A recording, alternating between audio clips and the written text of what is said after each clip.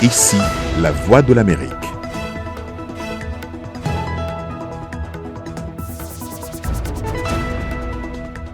Bonsoir à tous, ravi de vous retrouver pour cette nouvelle édition de votre journal. Dans l'actualité ce soir, tous les vaccins et traitements éventuels liés au Covid-19 doivent être mis gratuitement à la disposition de tous. C'est l'appel lancé ce jeudi par plus de 140 dirigeants du monde. Et pour apporter sa contribution dans la lutte contre la propagation du Covid-19 au Sénégal, un mouvement citoyen a décidé de se lancer dans la fabrication des visières en plastique au profit du personnel de la santé. Plus de 120 000 femmes sont victimes de violences conjugales en Afrique du Sud et la pandémie du Covid-19 a aggravé la situation. Nous suivrons sur place une association qui essaye de leur offrir un refuge.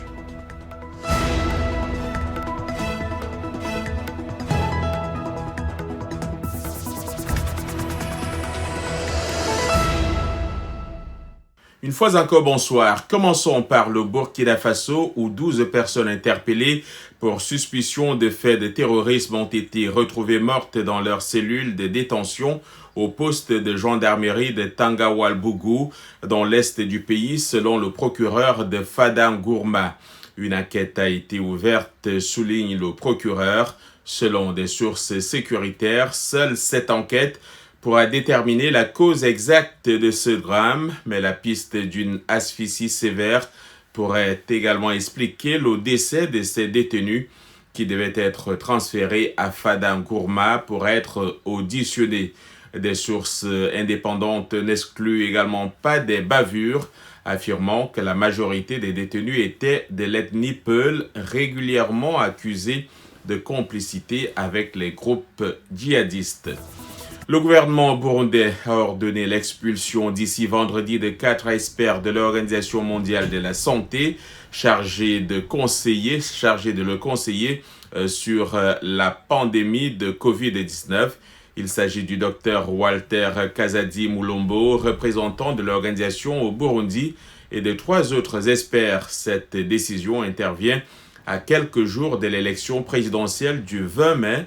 Le Burundi n'a pour l'heure officiellement recensé que 27 cas positifs, dont un décès, mais les autorités sont accusées par des médecins et l'opposition de cacher des cas de Covid-19 en les attribuant à d'autres maladies comme la pneumonie.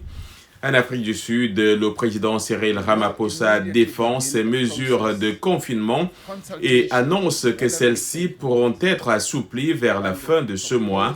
Le nombre de cas recensés en Afrique du Sud s'élève à plus de 12 000.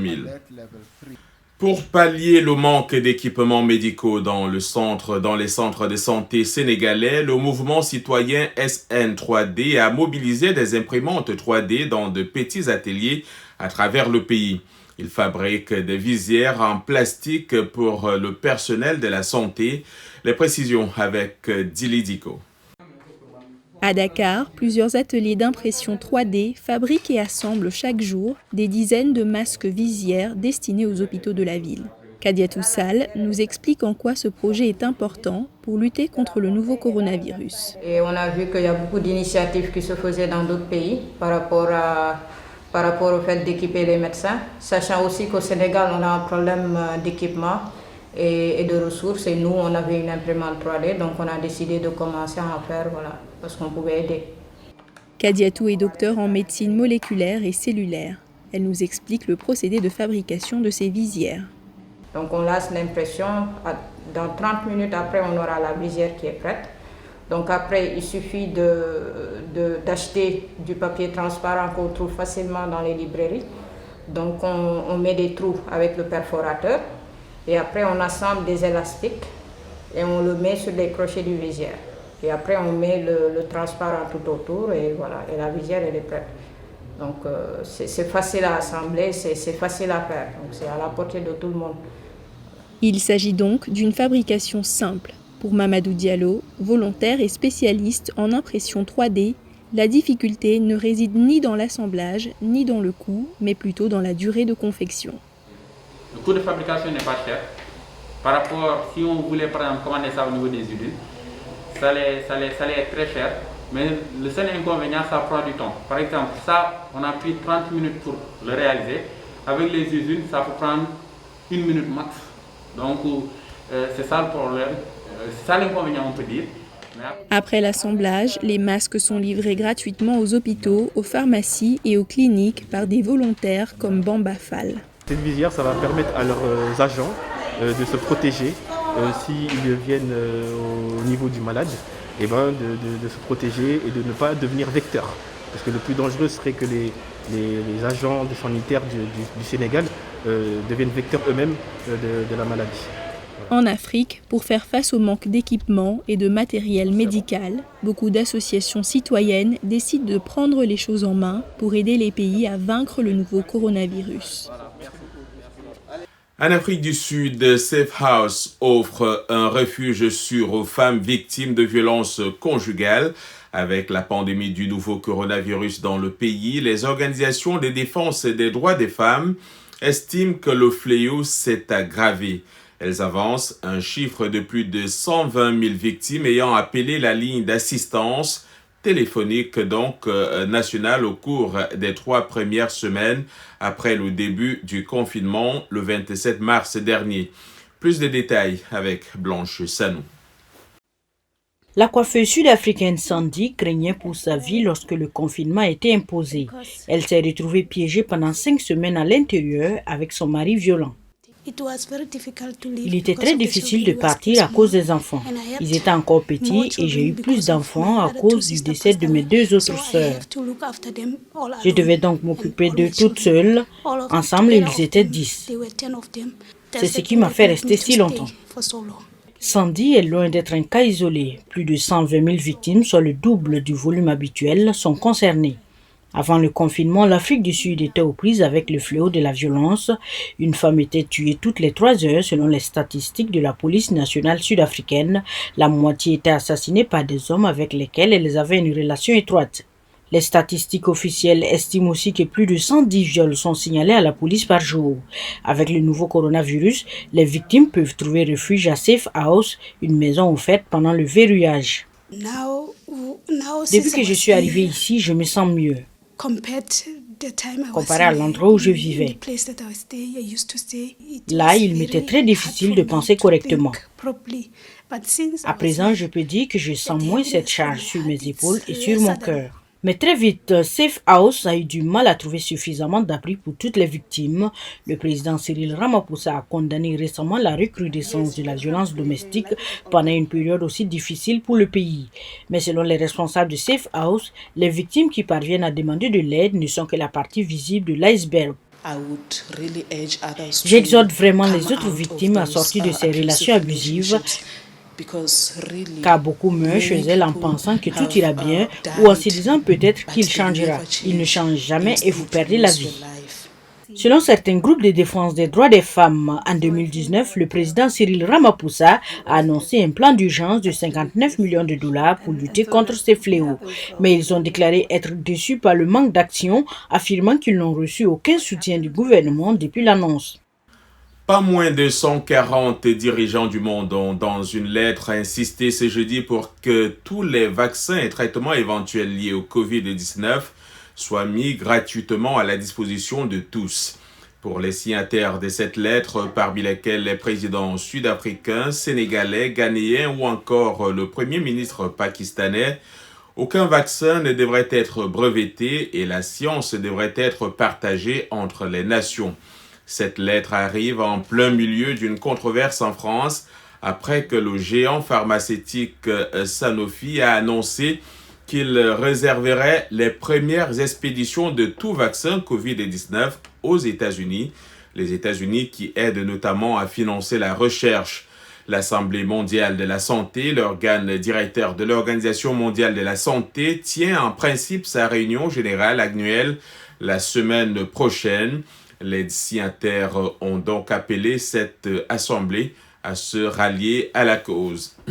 Ici aux États-Unis, le divorce s'est finalement consommé entre le président Donald Trump et le docteur Anthony Fauci, une situation prévisible, estime ce jeudi la chaîne CNN. Le président a publiquement refuté des déclarations du docteur Fauci, l'un de ses principaux conseillers dans la lutte contre la pandémie du nouveau coronavirus. L'expert est sorti de sa réserve ces derniers jours, avertissant notamment du coût humain de la pression de Trump pour ouvrir rapidement le pays. Anthony Fauci, spécialiste des maladies infectieuses, a servi sous 6 présidents. Également, dans l'actualité ici aux États-Unis, la police fédérale américaine a accusé mercredi des pirates informatiques, des chercheurs et des étudiants proches de la Chine de voler des informations d'instituts universitaires et de laboratoires publics au profit de Pékin. Réagissant à ces accusations, la Chine parle ce jeudi de diffamation. Intéressons-nous à présent à un témoignage. C'est celui de Kiboneng Phi. Elle est une styliste camerounaise et réside dans le Maryland, ici aux États-Unis. Après un voyage en février dernier au Cameroun, Kiboneng Phi a commencé à développer des symptômes du nouveau coronavirus à son retour aux États-Unis. Après avoir longtemps refuté l'idée d'avoir contracté la maladie, elle s'est résolue à faire le test et a été déclarée positive au COVID-19. Aujourd'hui rétablie en attendant un test confirmatif de son état de guérison, elle raconte à Yakuba Ouedraogo comment elle a survécu à cette maladie. Témoignage. J'ai commencé à avoir mal au cou et tout. Et j'ai commencé à prendre les remèdes comme ça. Je me suis dit, apparemment c'est la période encore, donc ça va. Donc j'ai commencé à prendre les longines, l'onzinge, du thé, le gingembre. J'ai commencé à prendre tout ça là. Et ça fait 2 semaines. Et ce n'est jamais si long. Donc ça a commencé à m'inquiéter. Je me suis dit, mais qu'est-ce qui se passe? Et ça faisait mal, un genre vraiment, vraiment mal. Mais quand ça a commencé à baisser, j'ai commencé à avoir une fièvre. Tellement la fièvre était élevée, ma température était élevée. J'avais les maux de tête, les migraines vraiment élevées. Donc, du coup, je me suis dit, je suis sûre que j'ai attrapé le palu comme je venais de rentrer de l'Afrique. C'était exactement comme le palu, mais je pense que ça faisait même plus mal. Donc, j'ai fait mes recherches sur Google. Quand j'ai mis toutes les descriptions de ce que je me sentais, et j'ai vu certains articles sont sortis. Et quand j'ai lu ces articles, c'était ce que les gens qui étaient COVID-19 positifs, qui avaient ça. Ça m'a vraiment choquée parce que nulle part je ne pouvais croire que j'avais COVID-19. Malgré moi, j'ai fait le test. Donc, on m'a appelé, je suis allée, j'ai fait, et puis on m'a dit, retournez, on va vous appeler pour vous donner votre résultat. Donc, c'est effectivement ce qui s'est passé. Quand on m'a appelé pour donner le résultat, ce n'était pas, dans ma tête, honnêtement, je refusais que ça ne pouvait pas être. Malheureusement, on m'a prescrit quelque chose que j'ai pris. J'avais honnêtement peur parce que je pensais qu'il n'y avait même pas de solution au niveau des docteurs. J'avais vraiment peur, j'ai tellement paniqué.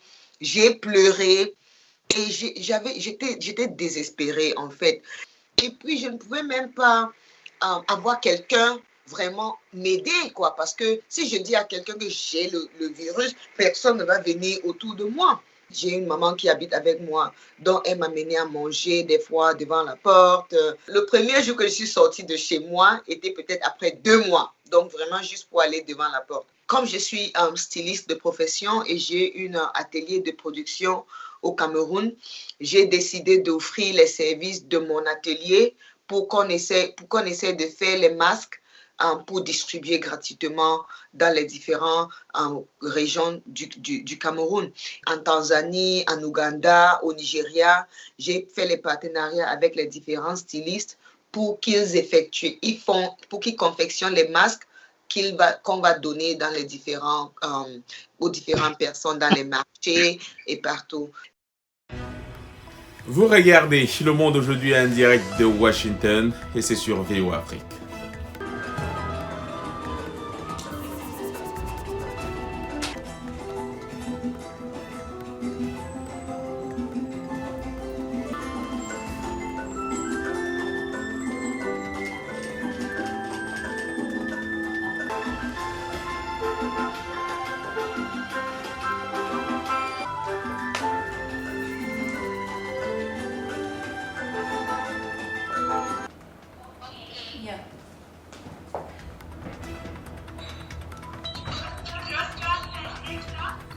بس مو شايفة رجليكي.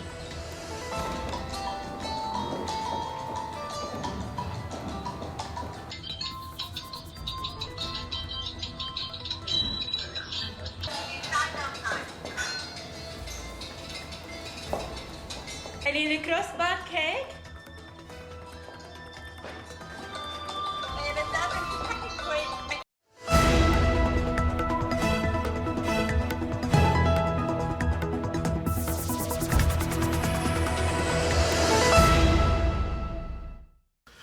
Merci de nous rejoindre pour cette deuxième partie du Monde aujourd'hui. John Linden, de retour avec vous.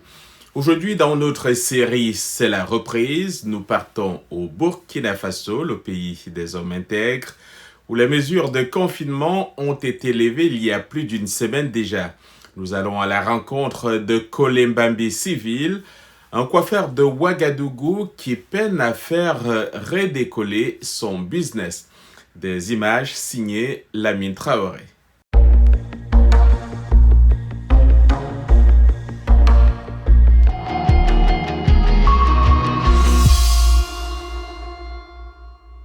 Mon nom d'artiste, c'est Jojo Kasamoto, puisque je suis artiste, chanteur, auteur, compositeur, cinéaste, comédien, ingénieur de son. Voilà.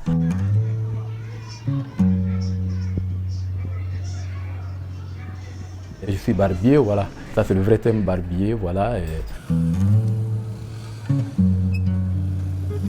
Vraiment, il y a eu trop d'impact parce que les gens étaient méfiants. Les gens, ils ne voulaient pas vraiment se coiffer parce que, compte tenu de la maladie, ils avaient peur de l'hygiène, quoi. Parce qu'il y a peut-être d'autres points, ils pensaient que bon, le coiffeur n'est pas bien protégé et puis il ne désinfecte pas ses appareils, quoi. Voilà, ça, ils ont raison, quoi. Ça, ils ont vraiment raison. Avant, on gagnait bien, avant, on gagnait très bien. Avant, tu peux sauter avec peut-être une somme, peut-être 5 000, 10 000, mais maintenant, là, ça ne marche plus. Hein. Maintenant, il n'y a rien. Tu peux rentrer à la maison, c'est rien, même pas 100 francs, parce que les gens ne viennent pas, quoi. Donc, c'est vraiment, c'était difficile. Mais maintenant, je pense que ça va aller. Ouais, ça va aller.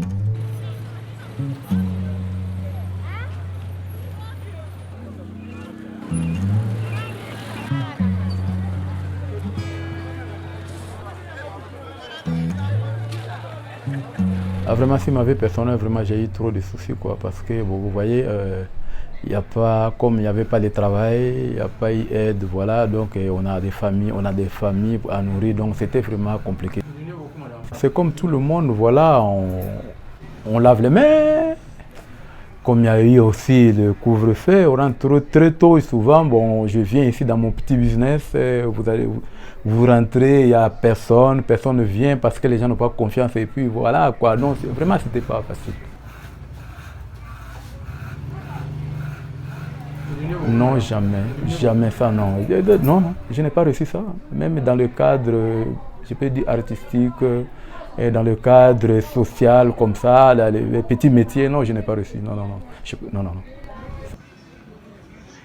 L'expérience que je viens de tirer là, c'est la propriété d'abord. Parce qu'on avait fait cette habitude de laver les mains à chaque fois, mais on a eu cette habitude, si ça continue comme ça, c'est bon. En tout cas, l'expérience que moi j'ai eue, j'ai compris que dans la vie, il faut être propre.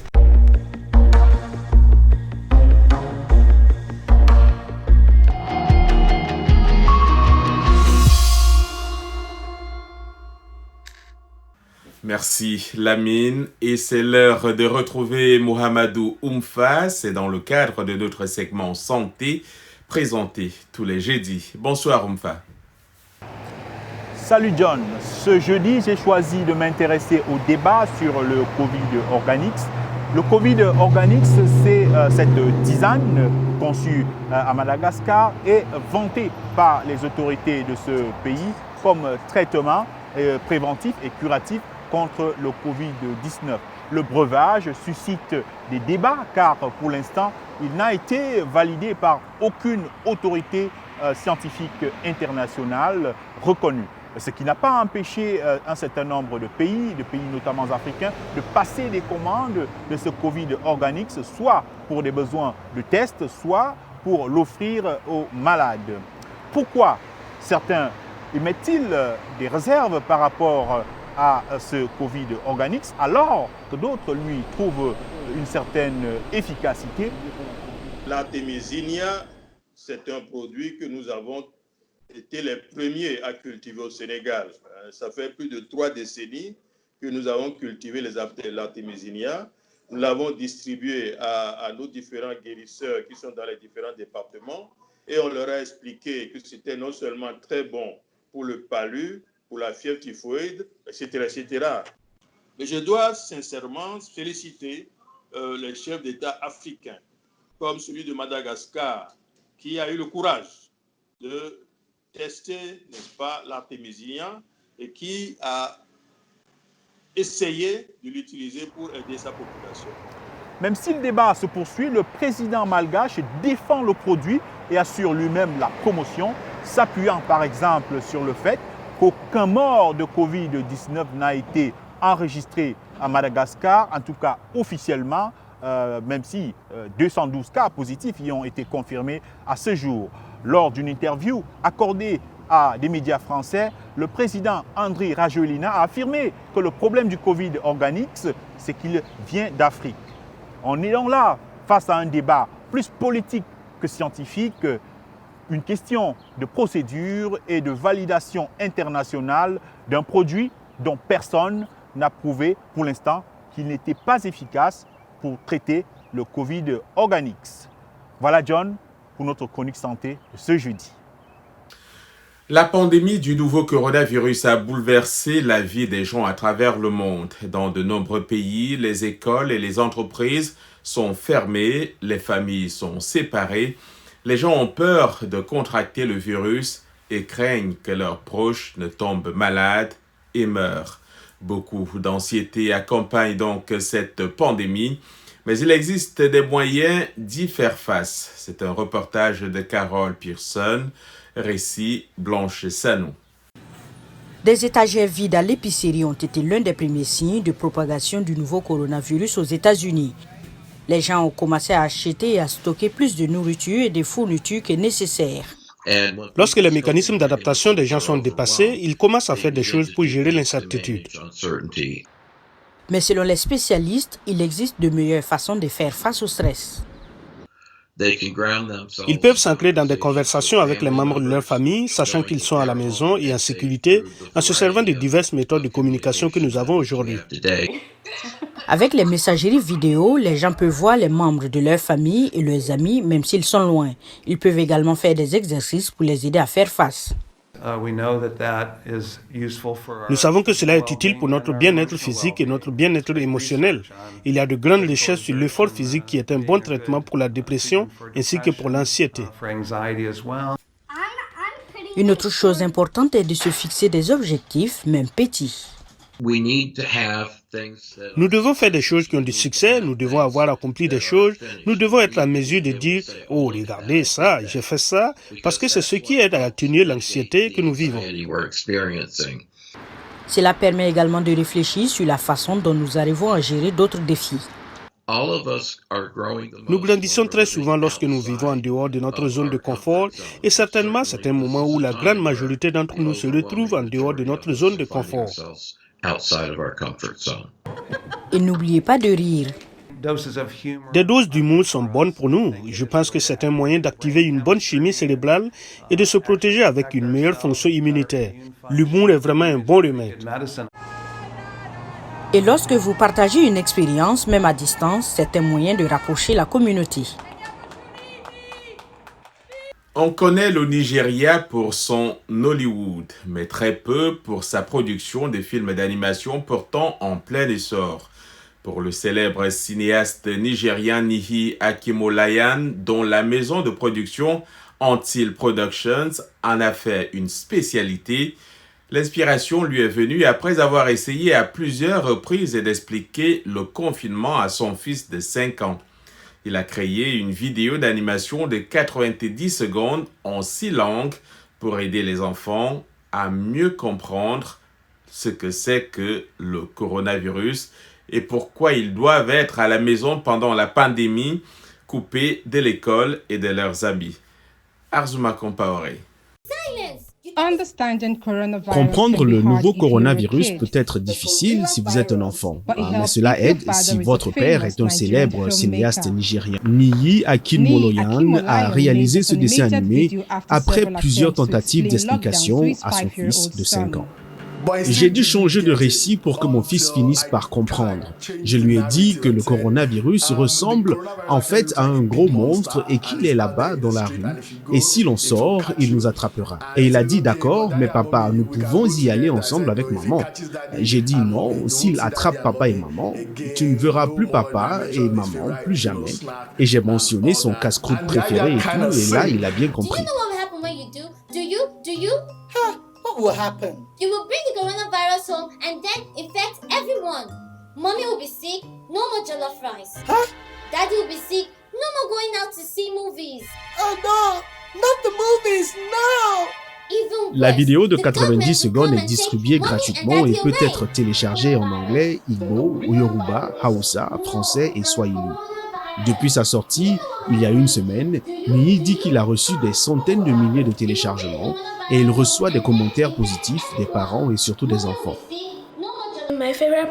Ce que j'ai préféré, c'est quand le garçon a ouvert la porte et a vu le coronavirus, le monstre à l'extérieur, et qu'il a claqué la porte et a dû rebrousser chemin. Et maintenant, je sais que ce n'est pas le bon moment pour aller quelque part au dehors. Now I know that this is not the right time to go anywhere or outside. La vidéo raconte l'histoire de 2 frères et sœurs, Habib et Funke. Habib en a assez de rester à la maison et décide de s'éclipser pour jouer au football. Sa sœur aînée, Funke, l'interdit de ne pas sortir, mais il insiste, seulement pour être confronté à un monstre. Akinmoloyan a réalisé l'animation par l'intermédiaire de sa société de production, Ant Hill Studios, avec une équipe de 10 personnes, travaillant séparément de leur domicile. Ce succès, ce n'est pas une surprise pour Niyi, lui qui est surtout connu pour avoir réalisé The Wedding Party 2, le film le plus rentable du Nigeria à ce jour.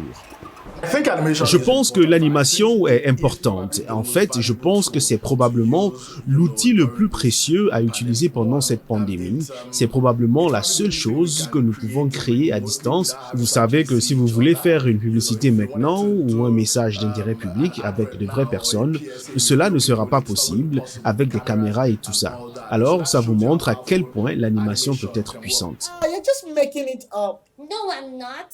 Yes, you are. See for yourself.